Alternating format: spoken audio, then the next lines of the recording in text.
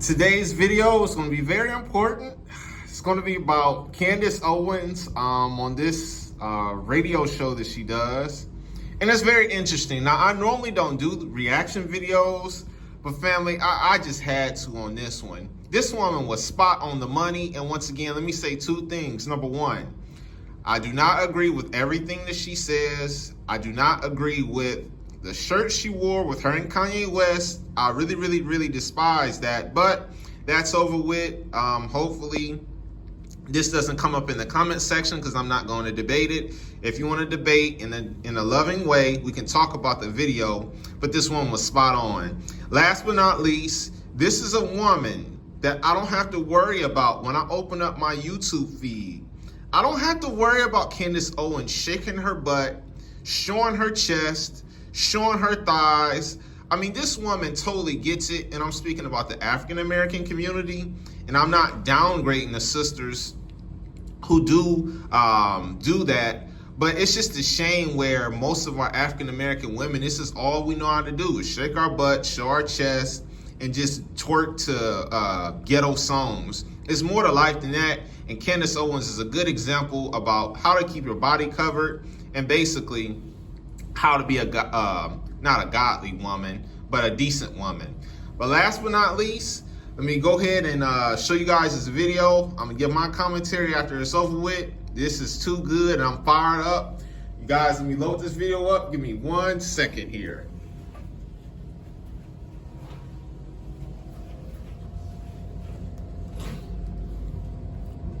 Very important to bend your mind like a pretzel sometimes to make sure that you actually have a mind. You know what I'm saying? I actually do believe that if you don't use it, you lose it.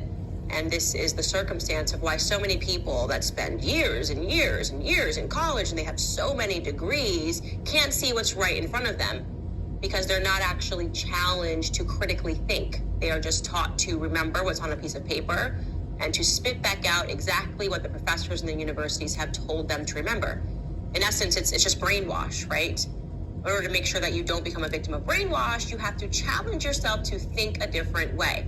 So the smartest people with the PhDs, the doctors, the pediatricians, the professors, they just could not figure it out when it came to COVID because it required a little bit of common sense, really. And it turns out the common sense is not that common. So recently, we have been told by the government that there are a lot of unidentified flying objects, UFOs. And by the way, it seems that this is in the press recently and it's been dominant, but there's been a very slow and intentional leak of this sorts of information. I would say over the last 2 to 3 years, if you've been paying attention, suddenly the mainstream media is talking about UFOs a lot more. Suddenly, our government is interested in declassifying a bunch of information, telling us that pilots have been seeing UFOs for decades, but they're just now interested. The government is just now interested over the last 2 or 3 years in presenting that information to the public. So my question is, why? It doesn't follow their usual habits when it comes to UFOs. In fact, it was our government that came up with the concept of a tinfoil hat, right? When people began talking about aliens in the 60s and started saying that they saw aliens or started talking about crop circles, the government basically said, these people are crazy. These are tinfoil hat heads. They have done everything that they can to obscure that information forever, right? Roswell, these are things that we're not allowed to know. So why suddenly in the 2020s is our government suddenly interested in saying to us, no, actually UFOs, those are real. You're not crazy anymore. Those things are real. I don't trust that. I think that that's really weird. And it seems like they now want us to believe that aliens are real. The exact opposite of their intentions just a decade ago and before it. You know, when it comes to conspiracy theories, I always say this. I say that I find the people that don't believe in any conspiracy theories to be out of their minds. They're out of their minds. They're absolutely crazy. How much more information can be unveiled to you? Things that you were told yesterday were conspiracy theories that are suddenly true today. Before you suddenly just are able to recognize that your government lies to you over and over and over again. I mean, I can count the times that they've been caught lying in the last 2 years. It's insane, calling us all conspiracy theorists and going, oh, never mind, we just didn't have the right information at the time. Liars. You always had the information. You always knew it was true. You lie to the public full time, and you lie for one thing and one thing only, for power. The government wants power. So what fool still believes that all conspiracy theories are false? I mean, let's just go through some of them that we've unpacked on this show. Operation Northwoods. Remember that one? We talked about that a few episodes ago. We talked about how the government actually had planned to execute a fake terrorist attack in the Miami area because they wanted to go to war with Cuba. So they were just going to pretend that Cuba attacked us and killed some American citizens, but actually it was going to be your government. Your CIA, your FBI colluding to kill American people on American soil so that they had a reason and excuse to go to war. So that we went, rah, rah, rah, USA, let's go to war with Cuba. But then what happened? JFK, president. Whatever you do, They would do that on my John F. Kennedy thing. Give me, family. This is stupid advertisement. 100% delicious, only from Tyson. At the time said no. He thought that was unconscionable. And where is JFK today? He's dead. They had no idea who killed the sitting president, by the way. And shame on you, conspiracy theorists, if you think that your CIA was involved.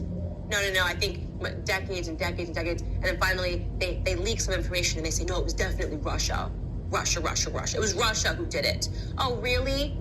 You guys knew that Russia killed a sitting president. Talk about an act of war. And you just did nothing about it but hide information from the public. Yeah! In case you didn't know for a fact, that is when the term conspiracy theory was thought up at the CIA. When JFK died, to put to rest all of the conspiracy theories, people that were thinking that our government might have been involved, because of course our government had to have been involved. Of course our government had to have been involved in the killing of a sitting president for them to just not know just so many holes in the story. Of course, it's common sense.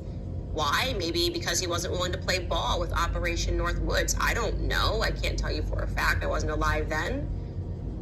But it's interesting, though, because then we know that our government has lied to us. We know that they've planned things like fake terrorist attacks. But then when you come across somebody who says that 9/11 was a fake terrorist attack, they say that's an unspeakable conspiracy theory. How could you think a government would do that? Oh, maybe because Operation Northwoods, they tried to do it. But how could you possibly think that they did that to 9/11? Who knows? We'll never know. That's a lie. Operation Mockingbird, we know for a fact that actually happened. What was Operation Mockingbird? Well, Operation Mockingbird was when our government, again, following the death of JFK, decided to put a bunch of journalists on payroll. Journalists in the mainstream media telling you things about the death of JFK. They were on the government payroll. This was a real CIA operation. And there has never been any claim that operation ended. And yet people today will look you in the face and say, oh, the idea that CNN and MSNBC are working for the government, the deep state, that's a crazy conspiracy theory. What do you mean it's a crazy conspiracy theory? Do you not have access to Google like the rest of the world? Can you not see if this was an actual operation that took place? It boggles my mind. It really boggles my mind. There are people that just can't see what's in front of them. Maybe it's because it's too terrifying to think about, right? Just too terrifying to think of just how evil our own government can be. But it's an important thought to have. So again, I like conspiracy theories, not because they're all always true. No, sometimes they really are just conspiracy theories. Sometimes they really are a person that just can't think anymore because they distrust everything. But other times they're true. And I'm talking about this today because now everyone's got UFOs in the brain. And I just think it's weird, as I said earlier, the government suddenly wants us to have UFOs on the brain. What's behind that? Well, my brain says to me, obviously, it's got to be power. And I remember having read an old conspiracy theory that I thought was the craziest one that I've ever read. And I still think it is incredibly far-fetched. And I'm not wanting you to take away from this that you should believe this conspiracy theory. No, I'm just asking you to play a little mind yoga. Because even if a conspiracy theory turns out to be false, you are better for having considered it. You are better for having had your mind bend like a pretzel. Even if it goes right back to its initial state, it is good for you to have flexibility when it comes to your thoughts. This conspiracy theory was called Project Bluebeam. and it was written about by Serge Monast. Who was Serge Monast? Serge Monast was a journalist, a poet, and an essayist, and he was an active member of the Social Credit Party of Canada. He was a Canadian. And in the 1990s, he started writing on a theme regarding a new world order. He said that he received documents pertaining to NASA. And in 1994, he published what was called Project Bluebeam, NASA, in which he detailed his claim that NASA, with the help of the United Nations, was attempting to implement a new age religion with the Antichrist as its head and start a new world order. Now that sounds really far-fetched today. Imagine how far-fetched it sounded in 1994. Right, I mean, this is like in 1994, we believed everything that the government said to us. So this to me, that this guy came out in 1994 and said, nope, there is a Project Bluebeam taking place. NASA is involved with the help of the United Nations. I would have thought this man was crazy. If I was old enough to consider this, I would have thought he was out of his mind. So what's interesting about this, though, is that he publishes that book in 1994, and then the following years, in 1995 and 1996, he starts saying that he's being hunted by the police and the authorities for his involvement in networks of prohibited information. Now, that also sounds crazy. Oh, they're after me now because I published Project Bluebeam. He sounds like a total nut job. That sounds insane. Except for the fact that the state then took his children in September of 1996, claiming that his children being homeschooled was just a bad thing and that they weren't receiving the education that they deserved. They made his children wards of the state. They took his children so that they would receive a public education. So that's odd. Why would you take children because they're being homeschooled and make them wards of the state so that they can receive a public education? Well, it's going to get a little odder. He then died of a heart attack in his home in December of 1996 at the age of 51, just one day after being arrested and spending a night in jail. So they arrested him, something pertaining to his children not being in school, and then a day later he died. So obviously you can see that a ton of conspiracy theories regarding his death existed at that time. How bizarre. A guy says he's going to die, that he's being chased by the state. The state then takes his children to help him get a better public education, and then he ends up dead a day after being arrested and spending a night in jail. That's weird. It's weird enough for people to then start listening to maybe some things that he was saying. And I'm going to take you through Project Bluebeam because I think, as I said, that it is insane. It's totally insane, but we will all be better for having heard it. So there are 4 elements to Project Bluebeam. It's a 4-step project that he said was designed by NASA and the United Nations, as I mentioned, with the ultimate goal of creating a new world order dictatorship. Now, if you had told me anything about a new world order dictatorship 5 years ago, I might have thought you were insane. Post-COVID, not so much. That was weird. It was all weird. The governments were all in lockstep around the world in trying to make us believe that this virus is going to kill us all. They took an almost insurmountable amount of power for themselves, told us that we couldn't leave, see our loved ones. So none of the idea of a world government is no longer far-fetched. This is no longer Alex Jones conspiracy theory stuff. There's something going on here. It was the most bizarre thing to see people globally in lockstep in condemning their citizens for trying to go outside for what really amounted to most of us as just a little cough, a couple of days sick, bad cold, as coronaviruses are known to the world as, but we never really got back a lot of that power that the state took. So Serge Monast said that step 1 of Project Bluebeam was going to involve the manufacturing of artificially created earthquakes in strategic locations around the world. Again, to make it clear, he is stating in 1994 that the governments were in possession of technology that was going to be able to make this happen. Can the government cause earthquakes? I don't really know about that. Again, I'm just telling you what he said. These earthquakes, according to him, were going to unearth ancient artifacts, indicating that the religious doctrines of all nations have been misunderstood for centuries, thus discrediting all religions. Okay, we've yet to see anything like that. I haven't seen the ancient artifacts that have come up to discredit all of the religions. The second step, he says, was going to involve a giant show from space. Essentially, they were going to use Spectrum is heating up the nation with Spectrum One. Spectrum is offering seamless connectivity at an incredible price. Get Spectrum One with 300 megabit internet, advanced Wi-Fi, and one line of unlimited mobile for just $49.99 a month. This is Kev. And I'm Tony. Get Spectrum One now. three-dimensional optical holograms that were going to project holographic images to beam across the sky, and that these images were going to include projections of Jesus, Muhammad, Buddha, Krishna, and it was all going to merge into one. Essentially, they were going to be able to accomplish this by using space-based satellites, and it was going to make the entire sky transform into a massive movie screen. They have the technology to do that at NASA. I don't know. NASA really is just sort of a black budget, in my opinion. I have no idea what NASA does. I don't know why they're getting trillions and trillions of taxpayer dollars. I don't know what NASA does. Call me an idiot, but they have an incredible budget for seemingly nothing, in my opinion.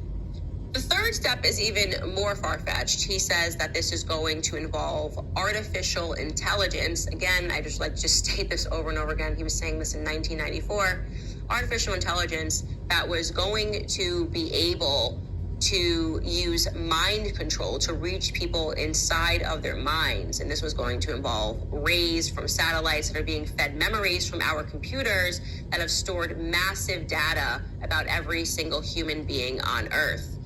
And finally, the fourth step of Project Bluebeam was going to use various technologies in order to convince people that alien invasions were taking place, alien invasions, and even the rapture itself, thus making it easier for governments and the powers that be to take control of a fear-addled population. The NASA Bluebeam project is the prime directive for the New World Order's absolute control over the populations of the entire Earth. That's a direct quote from him, that the NASA Bluebeam project is the prime directive for the New World Order's absolute control over the populations of the entire Earth.